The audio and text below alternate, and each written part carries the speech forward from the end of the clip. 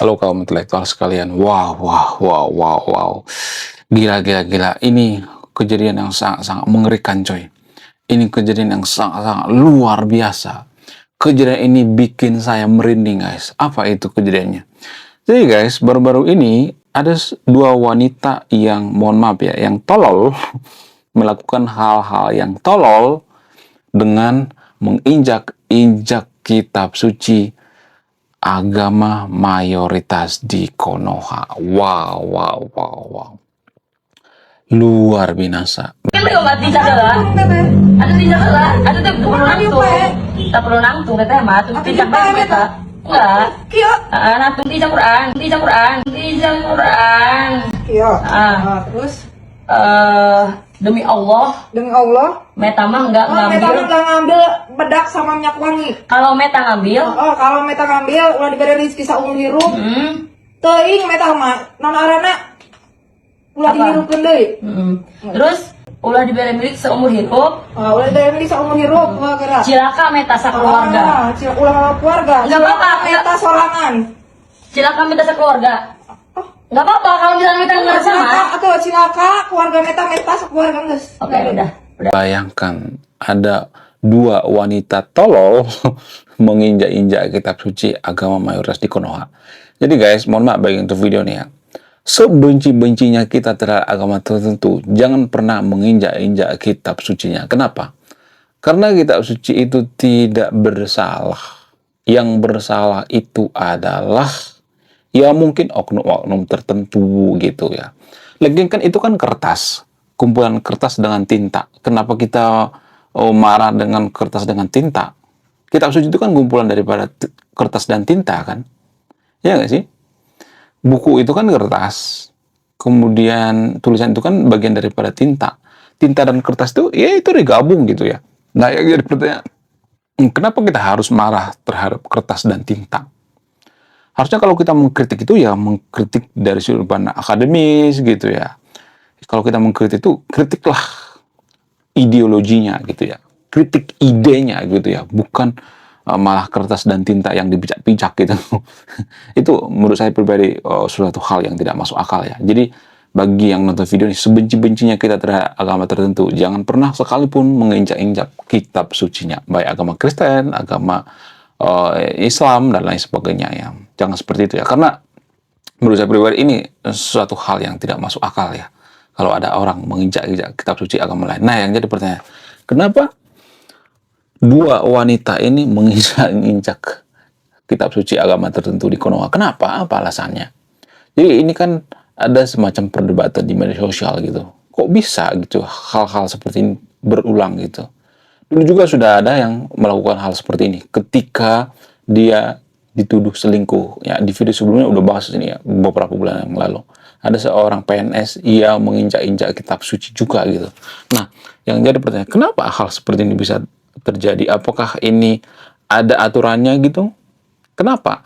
Kemudian yang terjadi baru-baru ini, ya kejadiannya itu di Lebak, Banten ya, di Malimping kalau nggak salah ya. Lalu dia diamankan oleh polisi gitu. Ada satu kejadian yang bikin saya merinding dengan kejadian yang baru-baru ini. Apa itu? Kemudian selain itu ya, kenapa sih warga Konoha itu marah besar gitu ya ketika kitab suci itu dipijak gitu? Padahal kan itu kan kumpulan tinta dan kertas. Saya cuma bertanya ya, saya tidak memberikan pernyataannya. Kenapa sih harus marah gitu? Kalau misalnya kitab suci itu katakanlah ditaruh di HP gitu, lalu kita membakar HP atau menginjak-injak HP, kenapa nggak marah gitu? Ya kan? Kan di kitab suci kan ada, maksudnya di HP itu kan ada kitab suci. Kenapa kalau kertas fisik seperti ini kita marah gitu? Kenapa kalau di HP nggak marah gitu? Ini kan ada semacam kejanggalan ya. Kenapa seperti itu? Ya, kenapa kita itu mudah marah? Jadi warga Konoha itu sangat-sangat mudah marah gitu. Kalau misalnya nih ya dalam agama lain misalnya ya, katakanlah dalam agama Buddha misalnya atau agama Konghucu misalnya, ketika patung Buddha dihancurkan, kenapa orang Buddha itu nggak marah? Itu yang jadi pertanyaan. Dulu patung Buddha pernah dihancurkan di Afghanistan. Afghanistan dulu kan mayoritas Buddha ya kalau nggak salah. Nah, dihancurkan Kenapa umat Buddha nggak marah? Bayangkan patungnya, guys. Ya, bahkan kitab sucinya juga ada yang dibakar gitu, ada yang diinjak-injak juga gitu ya. Kitab suci agama Buddha zaman dulu ya di Afghanistan. Tapi orang-orang Buddha nggak ada tuh yang marah. Kenapa bisa seperti itu? Apa alasannya? Ya kenapa agama lain nggak marah, tapi kenapa agama tertentu di Konoha bisa marah gitu? Apa alasannya? Apakah ada alasan yang paling masuk akal gitu? Jadi kalau saya bongkar ini, mungkin banyak warga Konoha yang kejang-kejang keloncotan berjamaah. Apa itu faktanya? Fakta ini saya akan tetap bongkar ya, walaupun banyak warga Konoha yang kejang-kejang keloncotan berjamaah. Faktanya adalah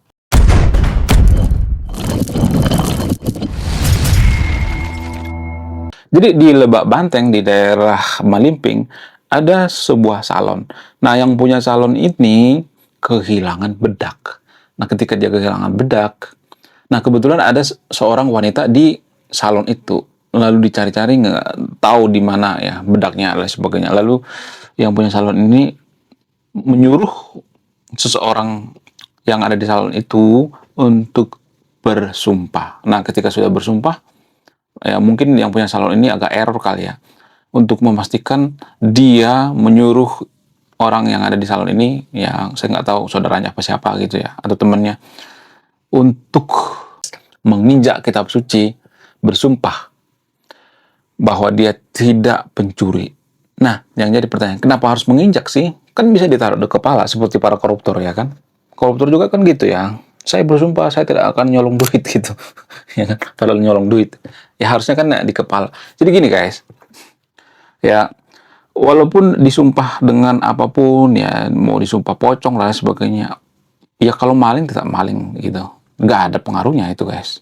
Kenapa? Karena itu kan nggak bisa dibuktikan secara ilmiah. Ya kalau menakut-nakuti bisa gitu ya. Tapi kalau memang dia sudah pro gitu ya, sudah terbiasa maling, nggak bakal ngaruh juga gitu ya.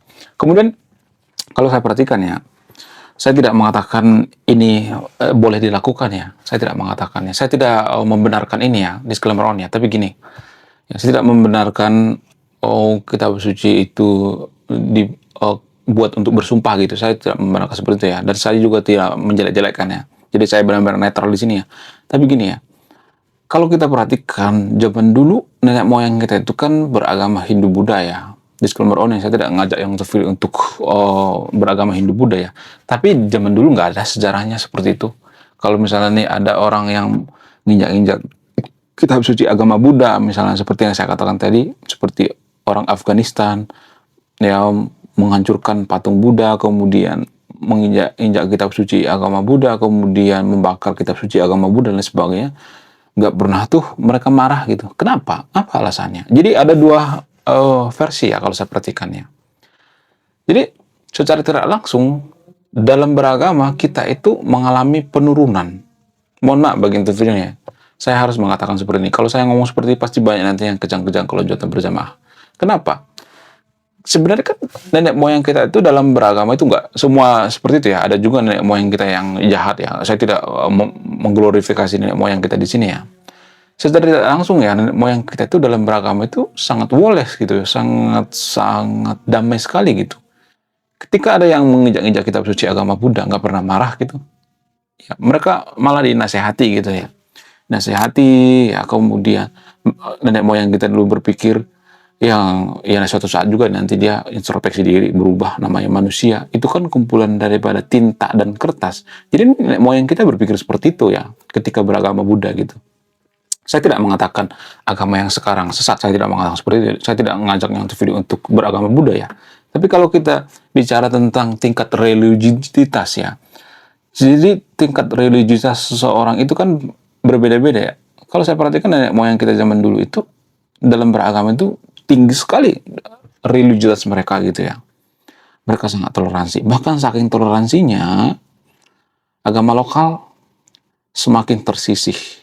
Agama-agama di Nusantara sampai sekarang ini hampir punah. Bahkan ketika mereka beribadah di sawah-sawah, padepokannya dibakar seperti yang ada di Tasikmalaya. Ya kemudian yang ada di Manado juga gitu ya. Di Manado juga ternyata ada kejadian yang sangat luar biasa di mana agama lokal itu dipersekusi, dihancurkan rumah ibadahnya. Nah, itu artinya kita itu kan semakin turun ya. Tingkat religiusitas kita itu semakin turun ya. awalnya sudah naik gitu ya. Jadi tingkat religiusitas seseorang itu ketika mereka dihina, apakah mereka membalas balik atau tidak? Nah, di situ tuh kita melihat bagaimana kita melihat seseorang itu kalau misalnya dia dihina, apakah dia marah atau tidak? Ya, kalau seseorang itu dihina, bukan berarti maksudnya eh, diam aja. Ya bisa melakukan sesuatu, tapi jangan sampai ya, brutal gitu ya.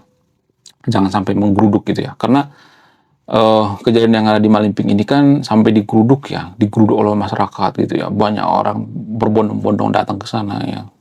Ya sampai menggeruduk warungnya gitu. Nah, yang jadi pertanyaan, kenapa bisa seperti itu? Apakah karena kita terlalu cinta terhadap agama atau tidak? Saya bukan membenarkan yang dilakukan oleh si wanita ini ya.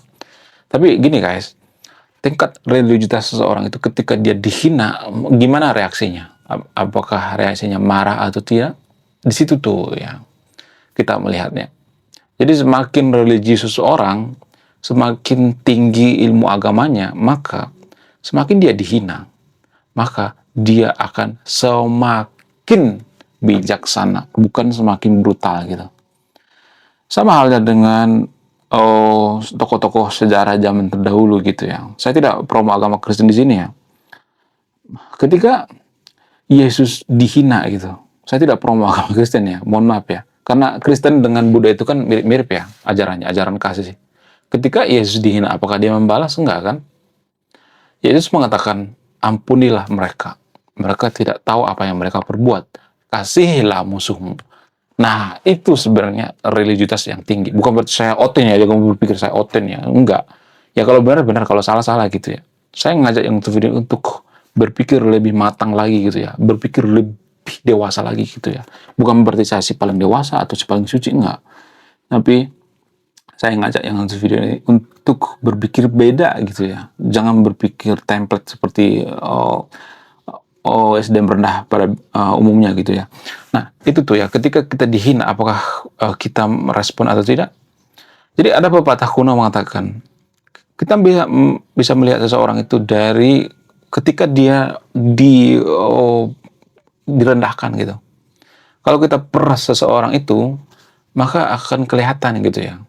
Misalnya nih ya, kalau kita peras jeruk yang keluar apa? Yang kelihatan itu kan air jeruk ya. Kalau kita peras apel misalnya, kita peras, yang keluar itu kan kuah apel. Bagaimana dengan manusia? Kalau manusia itu atau kelompok agama tertentu diperas, kalau misalnya nih dikit-dikit mempersekusi, menggeruduk dan sebagainya, berarti ya ajarannya ya bisa aja seperti itu kan. Kalau misalnya mereka mengasihi gitu ya bisa aja ajarannya mengasihi. Kalau mereka introspeksi diri gitu ya, seperti agama Buddha misalnya. Saya tidak mengatakan semua agama itu tidak introspeksi diri. Saya tidak mengatakan seperti itu. Saya tidak mengajak yang untuk beragama Buddha ya. Tapi nenek moyang kita itu kan sebenarnya mengajarkan kita untuk introspeksi diri ya melalui agama Buddha. Buddha itu kan mempengaruhi Buddha Pekerti ya. Budi pekerti itu artinya ajaran kemanusiaan. Buddha itu kan tidak bisa disebut sebagai agama, tapi sebagai the way of life atau filosofi hidup. Jadi kalau seorang yang menganut agama Buddha itu diperas gitu, diperas. Kalau dia religiusnya tinggi, maka biasanya yang keluar itu apa? Introspeksi diri. Ya biasanya kalau kitab suci agama Buddha itu dipijak-pijak, saya tuh punya teman Buddha, dia mengatakan seperti ini. Ya kalau kitab suci kita dipijak-pijak, berarti kita gagal mengajarkan mereka moral. Berarti kita gagal mengajarkan mereka kebaikan. Gagal menunjukkan bahwa kita itu sebenarnya agama yang damai gitu ya. Jadi ketika kitab suci mereka dipijak-pijak, ya mereka ya introspeksi diri. Oh ternyata umat kita ada yang tidak bermoral ya. Berarti kita yang gagal nih ya memberikan nasihat kepadanya gitu ya. Atau memberikan contoh yang baik gitu. Nah, kalau misalnya kita pijak kitab suci agama tertentu, lalu kita dipersekusi gitu ya, lalu kita dikucilkan, dibully dan sebagainya, ya kan dia bukan makin berubah gitu, bukan malah introspeksi diri, tapi malah benci gitu. Diam-diam ya dia membenci gitu, membenci agama tertentu gitu ya. Saya tidak mengatakan yang punya salon di Malimping ini benci terhadap agamanya, saya tidak mengatakan seperti itu, disclaimer on ya. Kalau misalnya ada kejadian lain gitu ya, dia kan semakin membenci. Harusnya kita memberikan kebaikan. Sama seperti kisah tokoh yang sangat terkenal di dunia. Ketika ada seorang pekerja kupu-kupu malam gitu ya. Kupu-kupu malam ini kan dirajam ya, zaman dulu ya di Timur Tengah. Lalu ada seorang guru, ya, guru yang sangat dihargai. Lalu dia mengatakan, siapa yang tidak pernah melakukan kesalahan? Kalau Anda tidak melakukan kesalahan, ayo silahkan rajam. Tapi kan kalian juga punya dosa kan? Jangan gitu dong. Nah, ini ajaran yang sangat spektakuler menurut saya pribadi. Ya, apapun itu agamanya ya. Kalau misalnya ada mengatakan, oh Tuhan kalian itu manusia, ya kalian menyembah manusia. Apapun yang disembah, kalau yang keluar itu adalah introspeksi diri, ya tidak menghakimi orang lain, ya tidak menjelek-jelekan orang lain, maka ya kita harus mengapresiasi dong ya. Ini ajaran yang bagus menurut saya pribadi. Tapi disclaimer on ya, saya tidak ngajak yang video untuk pindah agama, enggak ya. Saya tidak ada urusan untuk pindah agama. Tapi kalau kita berpikir rasional ya, berpikir dewasa, justru orang seperti ini lebih baik kita beri contoh gitu ya, atau kita nasihati gitu ya. Karena kitab suci itu kan kumpulan daripada kertas dan tinta kan. Jadi sebenarnya kalau misalnya dia menghina agama kita, nggak pernah. Agama itu kan benda mati, bukan benda hidup. Agama itu kan benda hati. Kitab suci itu kan benda mati gitu. Bukan berarti saya nyuruh yang video untuk memijak-mijak kitab suci ya, tapi kan itu kan benda mati, bukan benda hidup. Harusnya kita memberikan moral yang lebih bagus lagi gitu. Itu lebih baik gitu ya untuk perkembangan bangsa kita. Jadi secara tidak langsung moral kita itu sebenarnya sudah turun ya, dari zaman dulu zaman sekarang sudah turun drastis ya. Menurut kalian gimana? Coba tulis kolom komentar ya. Saya tidak akan berpihak di video ini ya. Belum kita lanjut. Jadi guys, kemarin ada yang nanya, lu apa sih kontribusinya bagi negara ini? Lu cuma ngebacot doang, gak ada kontribusi. Nah, kontribusi saya ini guys ya. Saya nulis buku.